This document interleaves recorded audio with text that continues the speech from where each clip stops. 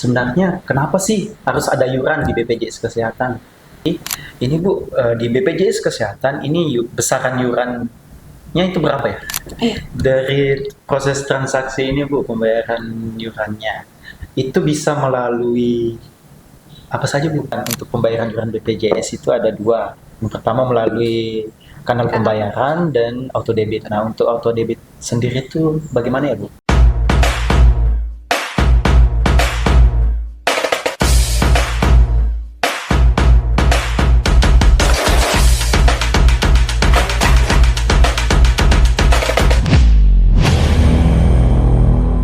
JKN kembali lagi bersama kami di Poco Polwali Podcast. Talk Talk Talk. Perkenalkan, nama saya Jay Sulusra sebagai host kali ini. Adapun tema podcast pada hari ini yaitu berkaitan tentang iuran. Kemudian untuk narasumber pada hari ini kita kedatangan ibu yang sangat luar biasa, Ibu Aswira. Tadi Ibu bisa memperkenalkan dirinya. Hai Sobat JKN, perkenalkan saya Aswira. Saat ini saya sebagai staf di salah satu bagian di kantor cabang Polewali, yaitu sebagai staf di bagian perencanaan, keuangan, dan pemeriksaan. Itu Ibu di bagian tersebut biasa disingkat PKP ya Bu? Iya, benar sekali, Jadi, bagian PKP. Untuk spesifiknya Bu, mungkin bisa dijelaskan lagi ke Sobat JKN di bagian PKP ini, Ibu kan tadi sebagai staf.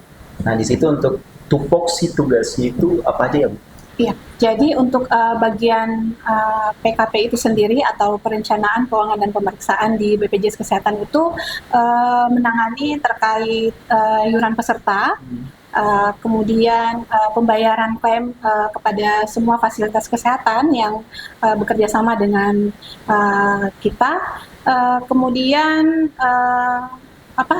menangani juga terkait dengan laporan keuangan, kemudian pemeriksaan terhadap badan usaha, seperti itu. Oke, mungkin cukup jelas ya Bu penjelasannya bagi sobat-sobat JKN. Jadi back to the topic, pada kesempatan hari ini kita membahas tentang iuran. Jadi berkaitan dengan iuran Bu, sebenarnya kenapa sih harus ada iuran di BPJS Kesehatan? Oke, jadi iuran yang dibayarkan oleh peserta itu, ya itulah yang kemudian dipakai untuk membayarkan layanan kesehatan yang dimanfaatkan oleh peserta di fasilitas kesehatan. Jadi artinya Bu, atau bisa disimpulkan ini secara gotong royong ya? Iya, benar sekali. Memang salah satu prinsip di BPJS Kesehatan itu adalah sistem gotong royong untuk iuran.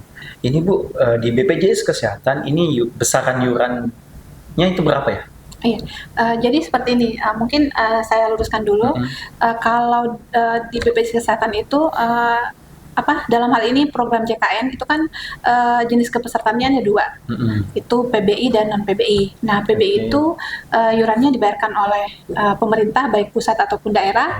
Sementara kalau untuk non PBI itu terdiri dari beberapa segmen lagi. Nah, di antaranya itu ada PPU. Di dalamnya itu ada PNS, badan usaha, kemudian ada juga peserta mandiri. Jadi untuk spesifik ke peserta mandiri Bu, itu kan ada iuran per kelasnya ya katanya? Iya, benar. Jadi mengenai itu Bu, itu bagaimana ya? Jadi kalau untuk peserta mandiri, dalam hal ini peserta yang membayarkan sendiri iurannya itu terbagi atas 3 kelas atau 3 tingkatan. Jadi untuk iuran di kelas 1 itu besarannya 150.000 per bulan per jiwa. Kemudian untuk ke kelas 2 itu ada besarannya itu 100.000 per jiwa per bulan. Kemudian untuk yang di kelas 3 35.000 per jiwa per bulan. Nah, jadi di sini Bu, ini kan iuran per kelasnya beda-beda. Iya, benar. Jadi untuk biar sobat-sobat JKN tahu, itu hal apa saja sih atau manfaat apa saja sih yang bisa didapatkan dari adanya kelas-kelas tersebut? Jadi kalau untuk manfaat layanan sih sebenarnya sama semua untuk tiap kelas, cuman yang membedakan itu pada saat peserta ini mendapatkan layanan kesehatan di rumah sakit. Jadi kalau untuk yang iurannya memilih untuk sebagai peserta mandiri kelas 1 yang membayar 150.000 itu nanti pada saat dilayani di rumah sakit atau mendapatkan rawat inap di rumah sakit, itu hak rawat inapnya di kelas 1 Kemudian untuk yang membayar iuran di kelas 2 yang 100.000 per bulan itu nanti hak rawatnya di kelas 2 untuk hak rawat inapnya. Ya, seperti itu. Nah, berkaitan dengan iuran Bu juga, ini proses transaksi atau cara pembayarannya itu bagaimana? Apakah dia per bulan kah, per 3 bulan kah, atau bagaimana? Jadi iuran peserta itu peserta bisa membayar bulanan tiap bulan, atau bisa juga kalau misalnya memang ada dana yang berlebih bisa melakukan pembayaran bisa sampai beberapa bulan ke depan, seperti itu ya. Dari proses transaksi ini Bu, pembayaran iurannya itu bisa melalui apa saja Bu? Oke, baik. Jadi kalau untuk iuran BPJS Kesehatan, itu peserta bisa melakukan pembayaran melalui kanal-kanal pembayaran. Bisa juga auto debit dengan bank yang sudah bekerja sama dengan BPJS Kesehatan. Terus untuk kanal pembayarannya itu ada banyak, sudah lumayan banyak yang bekerja sama dengan BPJS Kesehatan. Di antaranya bisa lewat Indomaret. Oh, Indomaret bisa. Iya, bisa.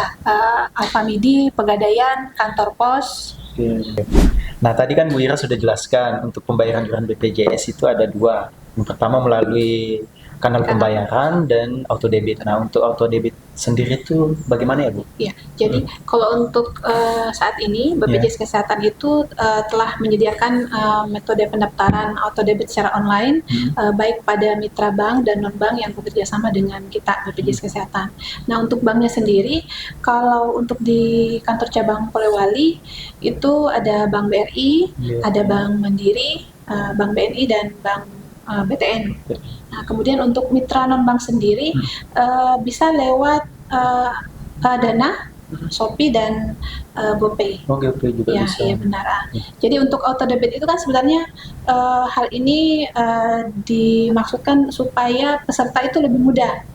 Biasanya kan mungkin peserta agak ribet, mungkin harus setiap bulan ke kanal pembayaran untuk melakukan pembayaran iuran. Jadi dengan adanya auto debit ini jadi lebih memudahkan. Karena kan istilahnya iuran peserta itu bisa terpotong secara otomatis lewat dana yang ada di rekening peserta. Jadi harus dipastikan juga kalau setiap peserta itu harus memastikan ada dana yang tersedia di rekeningnya sehingga setiap bulan iurannya bisa terpotong secara otomatis. Jadi iuran peserta bisa terbayar secara rutin tiap bulan. Kalaupun Bu, contoh kasus, kan artinya kan auto debit ini terpotong otomatis ketika ada dana. Benar. Ketika ada terjadi tunggakan Bu, tunggakan entah 3 bulan, 5 bulan dan saldo pun pada saat itu belum ada, itu bagaimana ya Bu? Jadi kalau misalnya dana di rekening peserta itu tidak mencukupi, ya otomatis dia akan istilahnya iurannya akan tertunggak. Kemudian nanti pada saat rekeningnya terisi, kemudian baru dia akan terpotong secara otomatis untuk berapa bulan iuran peserta yang tertunggak. Oh, jadi disesuaikannya Bu? Iya benar. Oke, bagi Sobat JKN mungkin ini adalah cara yang tepat untuk proses pembayaran iuran biar teman-teman Sobat JKN tidak lupa untuk membayarkan iurannya, yaitu dengan cara mendaftarkan dirinya di auto debit. Mungkin ada pesan dan harapan yang ingin disampaikan oleh Ibu Ira untuk Sobat-Sobat JKN. Baik, jadi mungkin untuk Sobat JKN, khususnya peserta mandiri yang mungkin sering lupa ataupun karena kesibukan sehingga tidak sempat untuk melakukan pembayaran iuran secara rutin tiap bulan. Jadi solusinya adalah dengan mendaftarkan auto debit. Tapi ingat bahwa saldonya peserta harus memastikan ada cukup saldo yang tersedia. Jadi bisa disimpulkan untuk Sobat-Sobat JKN yang ada di luar sana bahwa program auto debit ini sangat bermanfaat dan sangat memudahkan kita semua. Sesuai dengan tagline BPJS Kesehatan, mudah, cepat, setara. Jadi saya rasa cukup untuk sharing kita hari ini ya Bu. Ditunggu ya untuk episode podcast selanjutnya. Popo, Polewali Podcast. Tol.